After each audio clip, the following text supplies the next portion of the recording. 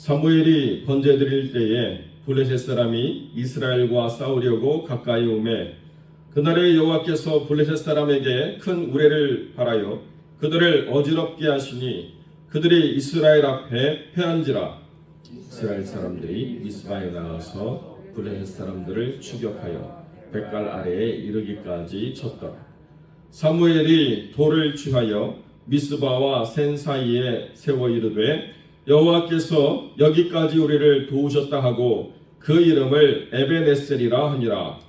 이에 블레셋 사람들이 굴복하여 다시는 이스라엘 지역 안에 들어오지 못하였으며 여호와의 손이 사무엘의 사는 날 동안에 블레셋 사람을 막으시매 블레셋 사람들이 이스라엘에게서 빼앗았던 성읍이 에그론부터 가드까지 이스라엘에게 회복되니 이스라엘이 그 사방 지역을 블레셋 사람들의 손에서 도로 찾았고 또 이스라엘과 아모리 사람 사이에 평화가 있었더라.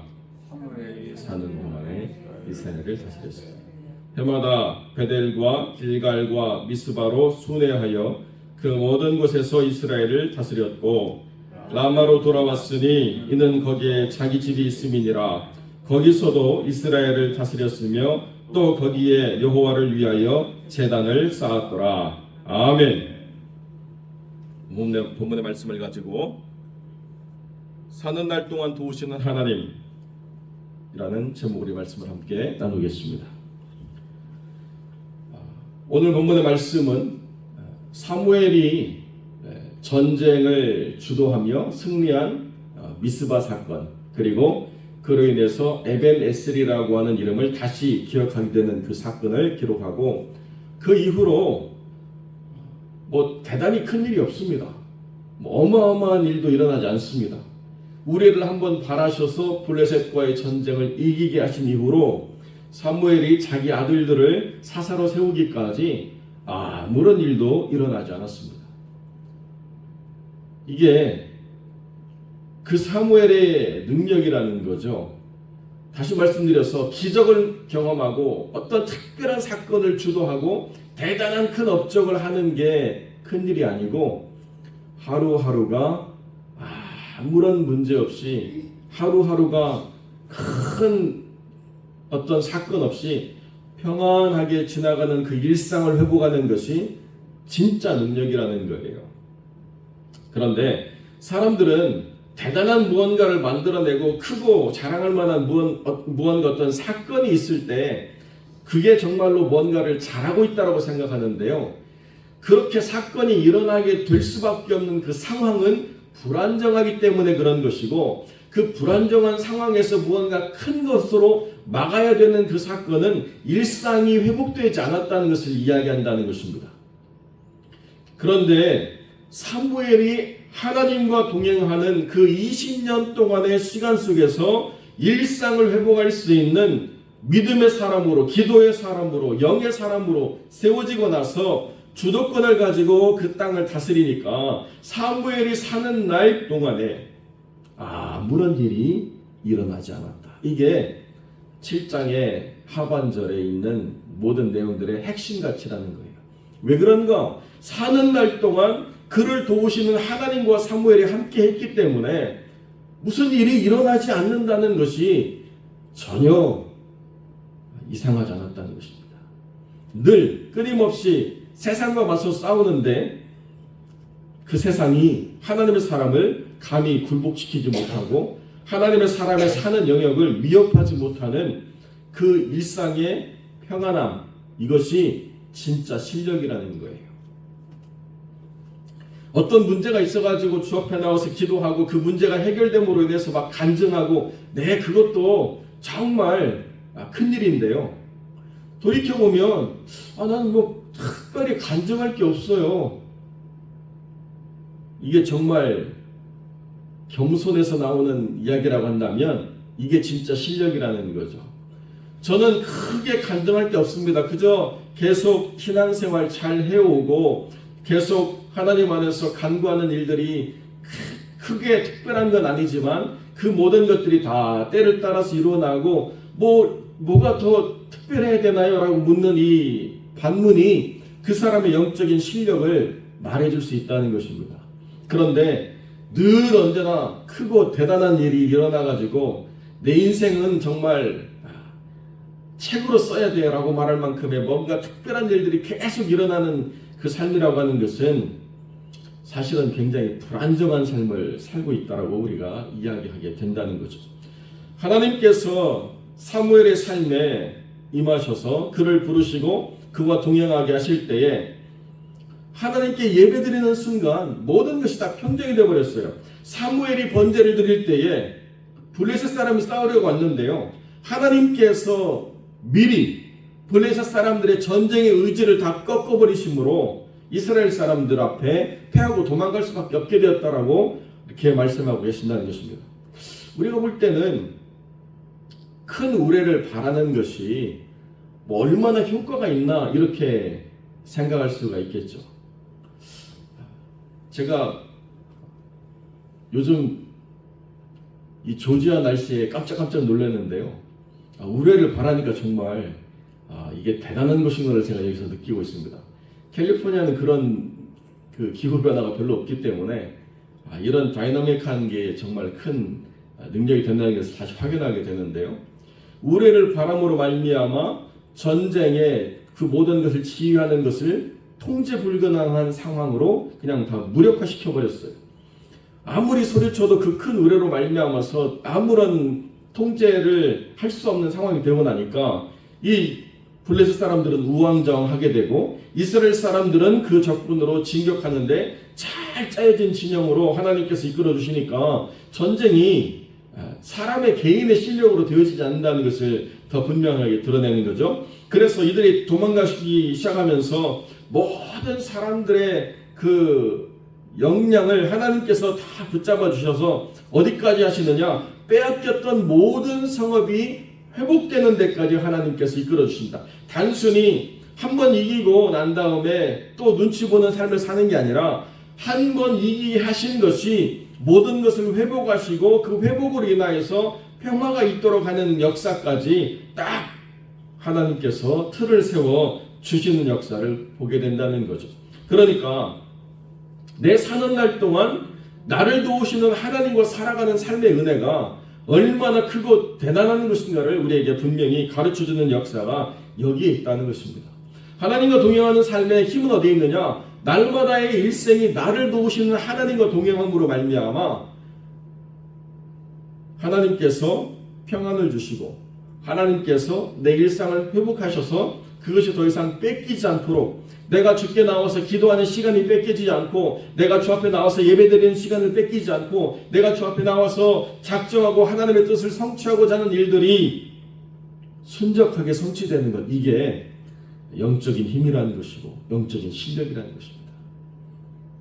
마음에 작정을 했는데 상황이 그렇고 조건이 그렇고 환경이 그래가지고 작정한 것만 있고 성취가 없다. 이게 우리가 더 성장해야 될 중요한 이유라는 것입니다. 우리가 일상을 회복하지 않은 채 뭔가 큰 것을 기대한다고 하는 것은 가능하지 않다는 거예요. 하나님 안에서 내 하루의 일상이 주님 안에서 주님과 동행함으로 세워질 때 어디를 가든지 무엇을 하든지 하나님의 그 길을 순종하게 이끄시는 삶을 살아가게 된다. 이것이 사무엘의 사는 날 동안 이어졌다는 거예요.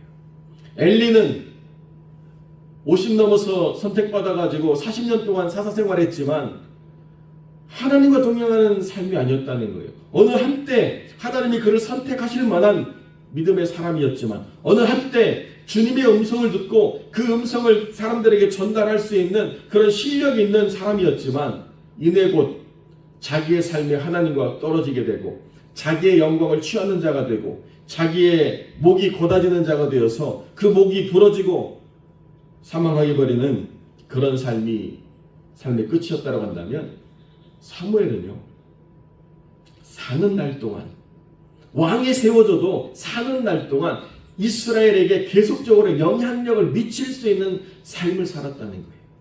이게 얼마나 큰 일입니까? 어떤 때 어느 순간 어느 삶의 모습으로 비춰지는 것으로 끝나고 그 다음에는 다른 페이지로 넘어가서 전혀 다른 역사를 쓰는 사람들이 있는데 어느 페이지를 쓰든지 하나님과 동행함으로 그 삶이 가득하게 기록되어지는 역사가 있다. 이게 얼마나 위대한 믿음의 사람이라는 거예요. 사무엘상 19장에 보면 사울이 다윗을 죽이려고 해가지고 다윗이 사무엘이 있는 라마 나요스로 도망갑니다. 그래서 군대를 보내가지고 다윗을 잡아오고 죽이게 하려고 그러는데요. 도무지 그게 이루어지지가 않아요. 그래서 세 번째는 사울이 직접 가가지고 다윗을 죽이려고 했는데요. 웬걸 거기에 임하는 성령의 역사에 취해가지고 자기도 거기 왜 왔는지 깨닫지 못한 채 영에 취해서 그냥 이렇게 마치 술 취한 사람처럼 널브러져 있는 그 성령의 역사를 경험하게 됐다는 것입니다. 그래서 속담이 만들어졌다는 거죠. 사울도 선지자 중에 있느냐 이렇게 조롱 비슷한 속담이 만들어질 정도로 사무엘이 있는 자리는 하나님이 함께 하시는 자리였어요.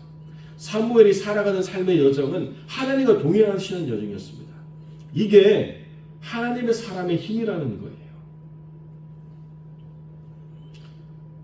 어떤 일상을 살아가느냐? 에녹처럼 하루하루가 하나님의 임재로 충만한 삶이에요. 에녹이 300년 동안 하나님과 동행했다라고 하는 이 한 문장이 에녹의 삶에 임하는 하나님의 임재의 충만함을 그냥 다 끝내버렸어요. 내가 어떤 문제가 있어가지고 그때 기도했더니 이런 일이 있더라. 내가 어떤 상황이 되어가지고 그때 기도했더니 이런 일이 있더라. 사건과 사고는 있는데 삶의 일상이 없어요.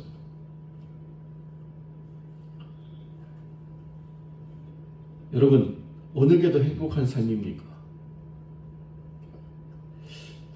저는 그냥 평범한 게 싫어가지고 뭔가 짜릿한 게 좋습니다. 이렇게 말할 수 있는 사람이 있을는지 모르겠지만 삶은 도박이 아닙니다. 삶이 better or nothing, 한 번에 모든 걸 다 잃든지 아니 한 번에 모든 걸 다 취하든지 이렇게 되어지는 게 아니에요. 하루하루를 주님과 동행하되 사는 날까지 주님과 동행하는 삶을 써가는 것이 이것이 우리가 추구해야 될 삶의 분명한 목적이자 방향이라는 것입니다. 어디를 가든지 거기에서 영향력을 끼치는 사람이야. 해마다 16절에 보니까 베델과 길고알과 미스바와 그 다음에 라마로 순회하는 삶의 여정을 가졌습니다. 어느 한 곳에 머무르지 않고 이 이스라엘 중심부를 통해서 베델, 미스바, 라마, 길갈 이렇게 쭉 원을 그리면서 사역을 진행해 왔는데요. 어느 곳에 가든지 이스라엘에게 영향력을 끼칠 수 있는 그런 삶의 여정으로 함께 했다는 거예요. 어디서만 고착되는 게 아니고 어디를 가든지 하나님과 동행함으로 말미암아 여기까지 우리를 도우시는 하나님이라고 하는 그 에벤에셀이 그냥 어떠한 상징물로 세워진 것이 아니고 삶의 실제로 기록되어지는 삶을 살아갔다는 것입니다. 똑같이 에벤에셀이라고 하는 것이 있었죠. 에벤에셀이라는 곳에 여호와의 언약궤를 가지고 와가지고 블레셋과 이스라엘이 싸웠는데 그 에벤에셀은 이름뿐인 에벤에셀이었습니다. 아무런 능력이 없는 에벤에셀이었습니다. 오히려 하나님의 언약궤를 뺏겨버리는 에벤에셀이었죠. 그러나 하나님과 동행하는 삶이 있을 때 여기까지 우리를 도우셨다라고 하는 전혀 다른 이름의 에벤에셀이 세워지고 그 삶의 여정에 늘 항상 언제나 이루어졌다라고 하는 것이 얼마나 큰 은혜인가 우리 이것을 기억해야 된다는 것이죠. 사랑하는 성도 여러분, 우리의 일상이 그렇기 때문에 우리를 도우시는 하나님으로 말미암아 하나님의 은총이 우리 삶에 충만한 삶을 늘 언제나 누릴 수 있는 축복이 있는데도 불구하고 우리가 하나님 동행하는 삶을 더 사모하지 않은 채 다른 무언가의 우선순위를 바꾸기 때문에 자꾸 하나님이 우리에게 우선순위를 바꾸도록 개입하시는 역사, 그것이 우리의 삶에서 일어나지 않는 게 이게 우리의 실력이라는 거죠. 나라를 잃어버리고 중국이라고 하는 땅에서 살게 된 발해의 유민 가운데, 발해 그 난민 가운데 편작이라고 하는 학예사가 있습니다. 편작, 화탁, 편작, 아주 유명한 중국의 전설적인 항의사들인데요. 무슨 이야기를 하느냐? 세 형제가 있는데 자기 형이 최고의 실력이래요. 왜 그런가? 병이 일어나지 않도록 관리해주기 때문에 최고의 실력이고, 둘째 형은 그보다 조금 떨어지지만 그래도 자기보다 나은데 병의 초기에 모든 걸 잡기 때문에 간단한 증상으로서도 모든 것을 파악하고 다스린다는 거예요. 그런데 자기는 병이 깊어지고 사람들이 죽을 때쯤 되어야 알아가지고 그것을 치료하느라고 힘든데 사람들은 다 자기가 실력이 있다라고 말한다는 거예요.